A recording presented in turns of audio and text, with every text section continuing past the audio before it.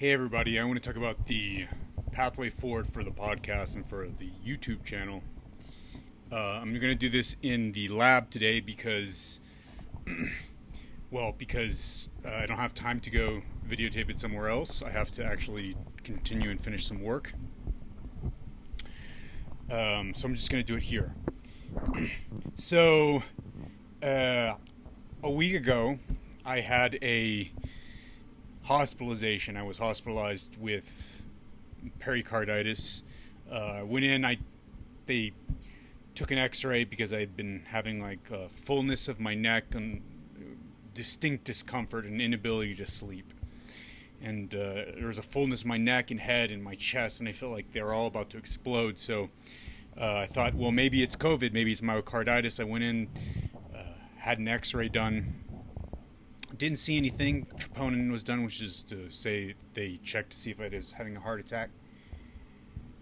Didn't see anything.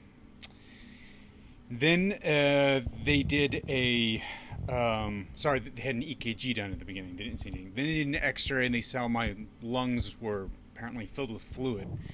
I think the pleural space was filled with fluid, I think, or the interstitia, which is indicative of perhaps a heart failure. So then they did a bunch of other, contrast CT. They did, what was the other thing that they did? They did a contrast CT. They did an echocardiogram. And I was diagnosed with mild pericarditis. So it was basically just a post-viral mild pericarditis. It wasn't COVID, but it was another virus that caused it. And that virus happened a day before I started having these symptoms. So pretty sure those are causally linked, and it's not the vaccines, which I had about a year ago. Some people on the internet think it's the vaccine. It's probably not. So, based on that happening, that and some other experiences that I've had recently, I've just been reevaluating things. So, one of the reasons I became active on social media was kind of an escape. It was during my PhD. Things were quite difficult for me during my PhD, mostly related to, partly related to my really strong views about rigor in science. And in academia, science isn't as rigorous as it should be, either in a textbook or either so as to ensure reproducibility. And so for that reason, I struggled a lot because I had a view about science that was different from what was incentivized in academia, which often is just consists of telling a story that's interesting and not necessarily being too rigorous about how one actually came up with that story. And this is everywhere, all around the country, and in some ways it's even worse at the top universities. It's a big problem right now in science. So I struggled in graduate school in large part because of that. Worked my butt off, worked 12, 14 hours a day, which actually in many ways made it worse because I felt entitled to having my views taken seriously about how different experiments should be done, which was at odds with how other people thought they should be done. Other people who had seniority over me. So since I was working, 12, 14, 16 hours some days, I thought I understood better. And in many cases, I think I did understand better, but if you're not in charge, you don't make the rules. So I struggled a lot, and as a way of escaping that, I got on social media a lot because it was a way that I could learn about, discuss science, and criticize the sorts of bad science that I thought needed to be criticized, to take that energy and put it elsewhere. As things are happening right now, I'm getting close to being done with my PhD. We're having some really cool experiments being done. I have about 6 months left, but corresponding to that, I have to actually focus more. So now I'm really needing to focus again for 12, 14, 16 hours a day. So in part because of that, I'm going to focus more on that. I'm going to keep doing the podcast and keep doing the podcast episodes, but I'm going to be focusing more on that and focusing more on getting into residency. The other aspect, the other thing that's happened recently has been that I don't know, for whatever reason, I felt increasingly confident about the way that I viewed I view different parts of science, and increasingly confident about the way that I communicate that. And so I've done that on social media, talked about different, ideas that I've taken from the literature, or that are in the literature, or different findings in the literature, and then I've expressed them, I've communicated them, and I've come under attack. Often by people who I thought saw science the same way that I do. What I've come to realize really over the last month or two is that there is no, unlike what I used to think. I used to think that there is a group of people on social media, a loose coalition of people who all had roughly the same view of science, that was relatively pure, rigorous, and impartial. I don't think that that's the case anymore. I don't think that the so-called evidence-based or science-based communities are necessarily science or evidence-based.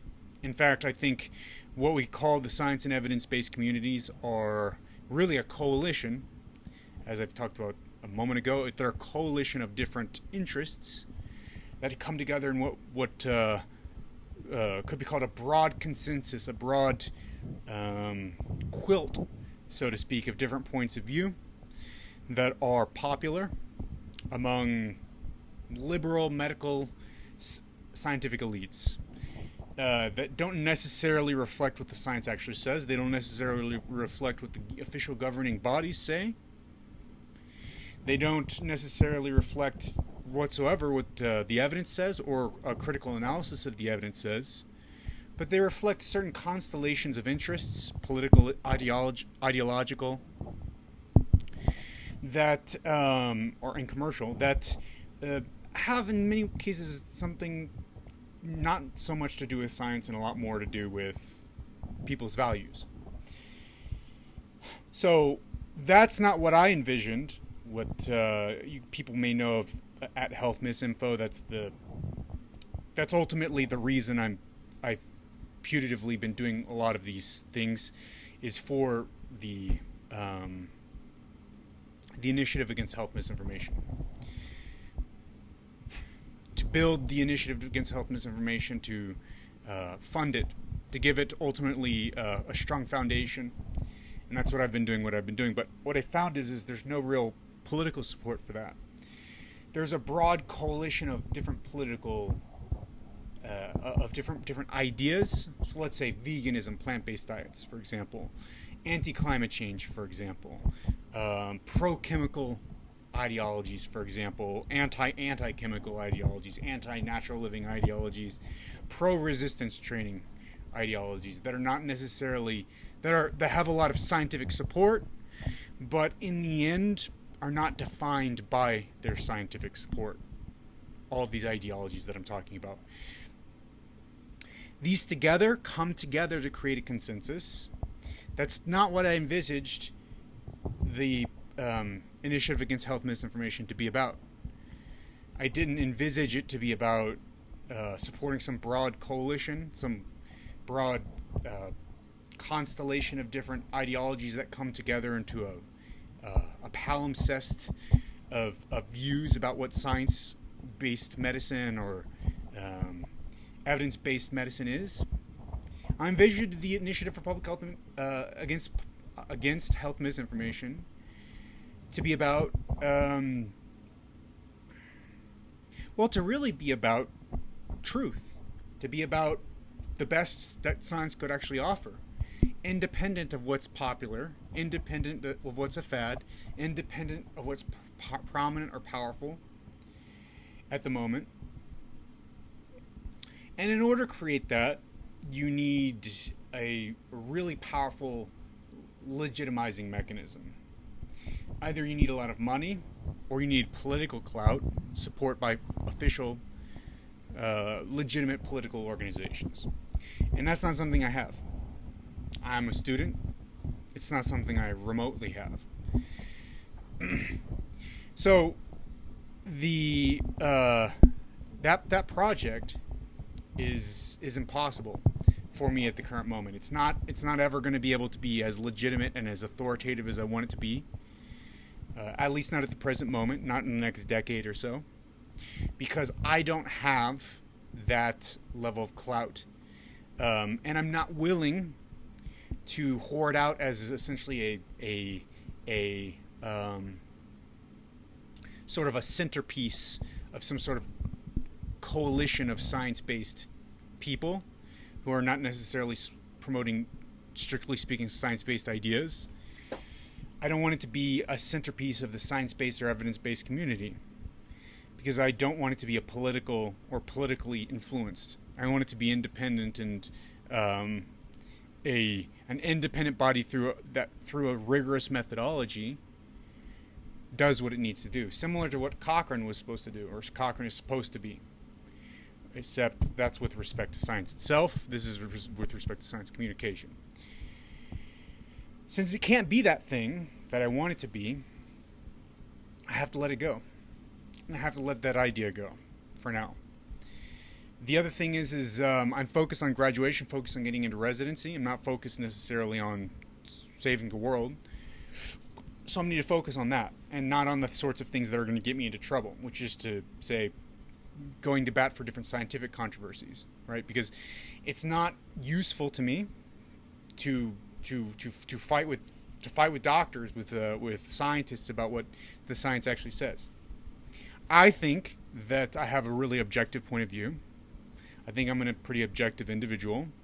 I think I don't have any strong conflicts of interest in any particular direction. Maybe I believe in plant-based diets. I believe in climate change, but I'm even willing to look into those thoughts and ideas as well. But I don't have a very strong commitment to any particular idea. I don't care. I'm just interested in communicating what the best evidence says. But but I'm not in a position to fight for that vision right now. It's not the position that I'm in. I'm in the position to crush the rest of my PhD, to crush the rest of med school, to do well there, to go to residency and crush residency, and then maybe along the way a little bit, I'll build some support for that kind of idea and the financial base for that kind of idea. But I'm not necessarily going to build that organization right now. I don't think it's the right time. Although it's something that's definitely on the back burner and something I want to build. Correspondingly, I'm basically going to be shutting down those accounts. They're going to go private.